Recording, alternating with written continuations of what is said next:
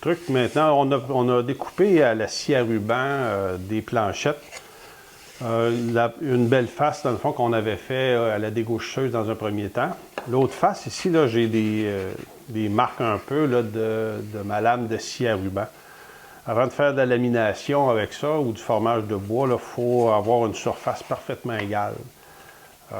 C'est sûr que si on veut passer des petites planchettes de bois comme ça dans un planeur, c'est très problématique là, à la sortie où ça risque d'éclater, où c'est très, très difficile d'avoir un travail très stable. Une autre façon, c'est de faire la finition, dans le fond, d'amener notre coupe le plus près possible de ce qu'on veut. On se laisse un petit 16e de pouce de plus, à peine. Puis, on va venir en sablant, rectifier la surface pour avoir une surface parfaitement unie.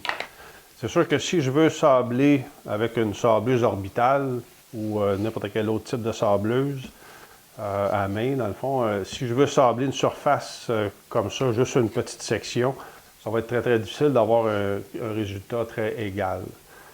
Fait qu'une méthode assez simple mais efficace, c'est de se recomposer, dans le fond, une surface plus grande de travail. Puis là, à ce moment-là, je vais être capable de venir poncer cette surface-là de façon assez uniforme, puis je vais obtenir mon résultat recherché à ce moment-là.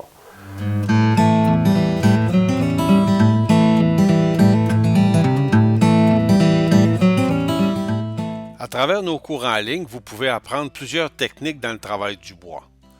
Que ce soit pour vous initier ou apprendre à faire des coupes de précision, ou apprendre les techniques d'assemblage modernes ou traditionnelles, nos cours sont accessibles à tous.